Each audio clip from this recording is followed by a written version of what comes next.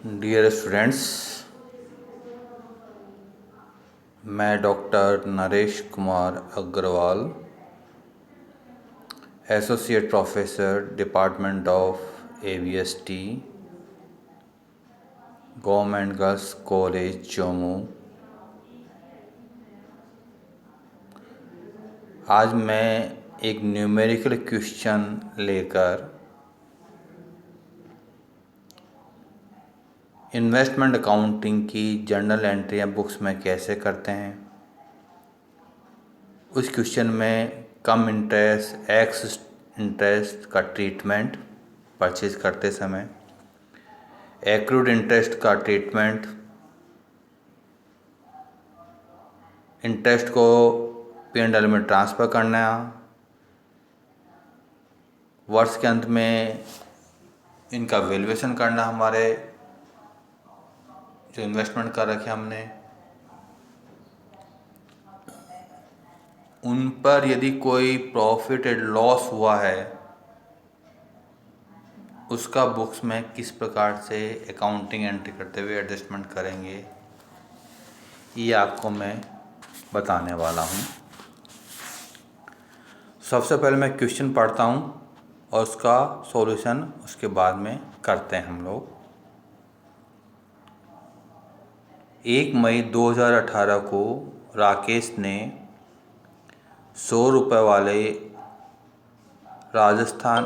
आवासन बोर्ड के 206% ऋण पत्र 105 रुपये ब्याज सहित की दर पर खरीदे। ब्याज प्रतिवर्ष 30 जून और 31 दिसंबर को दे है। 31 मार्च 2018 को बाजार में यह ऋण पत्र 95 रुपये ब्याज सहित की दर पर उद्धृत थे। ऋण पत्र को चालू विनियोग की भांति व्यवहार किया जाता है। इन ऋण पत्रों को क्रय करते समय माल एवं सेवा कर एवं उस पर उपकर सहित दलाली 0.1% की दर चुकाई जाती है। दलाली 0.1% की दर से चुकाई गई थी। 31 मार्च 2019 को समाप्त लेखा वर्ष के लिए राकेश की पुस्तकों में आवश्यक जनरल प्रविष्टियाँ आयकर का एडजस्टमेंट नहीं करना है, प्रश्न में कहा गया है हमको। तो इस क्वेश्चन का देखिएगा, हमने 1 मई को हाउसिंग बोर्ड के डिबेंचर्स जिस पर ब्याज 6% है, हमने 200 खरीदे हैं और ये खरीदे हैं हमने ब्याज सहित 105 रुपये की दर से। तो अकाउंटिंग एंट्री करने से पहले जो हमने परचेज किए हैं उनकी कॉस्ट प्राइस कितनी है हमारी, ये कॉस्ट प्राइस हम पहले कैलकुलेट करते हैं, उसके बाद में इससे संबंधित जर्नल एंट्री हम करेंगे। तो कॉस्ट प्राइस कैलकुलेट करने के लिए 1 मई 2018 को 200 अंश 105 रुपये की दर से हमने खरीदे, तो इनकी जो कॉस्ट लागत होगी ब्याज सहित 105 को 200 से मल्टीप्लाई कर दीजिएगा, 21,000। जो खर्चे हैं वो खर्चे इसमें जोड़ दीजिएगा। आपको 0.1% के लिए कहा गया खर्चे, तो 21,000 का 0.1% निकाल लीजिएगा तो 21 रुपये आएंगे।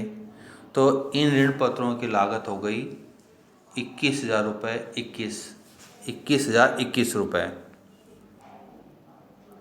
अब चूँकि हमने ब्याज सहित खरीदे हैं, 1 मई को खरीदे हैं हमने, तो 1 जनवरी से 1 मई तक का ब्याज इसमें से हमको घटाना है। 1 जनवरी से 1 मई तक का ब्याज, जनवरी, फरवरी और मार्च, अप्रैल, 4 महीने का ब्याज 6%, तो 20,000 पर 4% की दर से 6 महीने का ब्याज हम ज्ञात करेंगे, तो ये ब्याज 400 रुपये आता है। ये 400 रुपये ब्याज हमको जोड़ना है ताकि इनका वास्तविक मूल्य हमको ज्ञात हो जाए। तो 20,000 घटाना है हमको, 21,021 में 400 रुपये घटाएंगे हम, तो 20,621 रुपये यह लागत मूल्य आ जाएगा, एक्चुअल कॉस्ट प्राइस। क्योंकि हमने ब्याज से खरीदे थे, ब्याज तो हमको मिलेगा ही, जब हम टाइम ड्यू होगा उस समय ब्याज हमको मिलेगा। इसलिए एक्चुअल कॉस्ट ज्ञात करते समय लागत मूल्य में से इसको कम कर दीजिएगा। 400 रुपये हमने कम कर दिए। अब जब ब्याज ड्यू होगा, जो ब्याज क्योंकि अब प्रश्न में कहा गया है कि हर 6 महीने में ड्यू होता है 30 जून और 31 दिसंबर को, तो 30 जून को जो ब्याज प्राप्त होगा वो 6 महीने का प्राप्त होगा, क्योंकि हमारे पास होल्डिंग तो क्या 2 महीने की रही, लेकिन हमने ब्याज सहित खरीदा है, इसलिए हमको पूरे 6 महीने का ब्याज हमको उस समय प्राप्त होगा।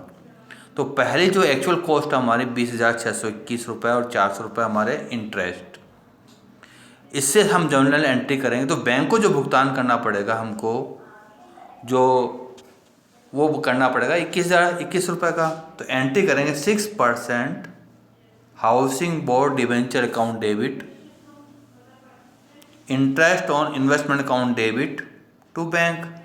6% हाउसिंग बोर्ड डिबेंचर, ये 20,621 रुपये से जो एक्चुअल कॉस्ट हमारी, इंटरेस्ट ऑन इन्वेस्टमेंट जो हमको ब्याज सहित खरीदा 4 महीने का ब्याज 400 रुपये से, और बैंक जिसका हमें वास्तव में भुगतान करना हुआ 21,021 रुपये, यानी ये भुगतान हमको करना है। अब 30 जून को हमको ब्याज मिलेगा, 30 जून को ब्याज की एंट्री कर दिया, bank account debit to interest on investment 6%, 20,000 पर 6%, कितने महीने का, पूरे 6 महीने का ब्याज मिल जाएगा हमको। तो आपको ये 600 रुपये हमको प्राप्त हो जाएंगे, bank account debit to interest on investment, ये हमको ब्याज प्राप्त हो गया।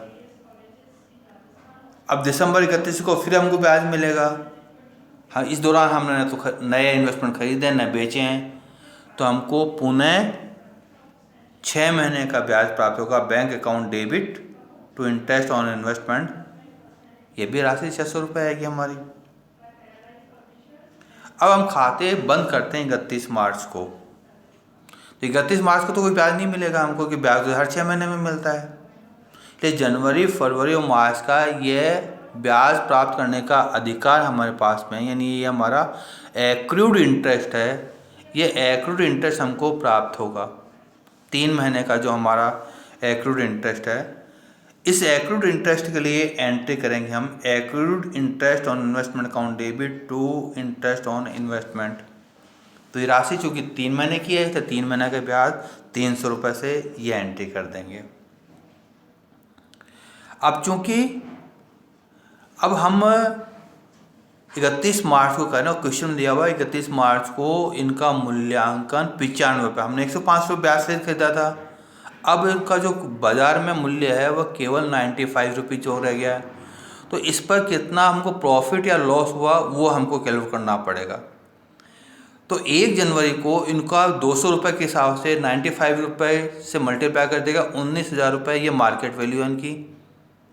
इसमें जो हमारा एक्रूड इंटरेस्ट है, ये एक्रूड इंटरेस्ट इसमें से लेस कर दीजिएगा। एक्रूड इंटरेस्ट हमने 300 रुपये कैलकुलेट किया है, 300 रुपये घटा दीजिएगा, तो 18,700 रुपये ब्याज रहित हमारा मूल्य है, 18,700 रुपये।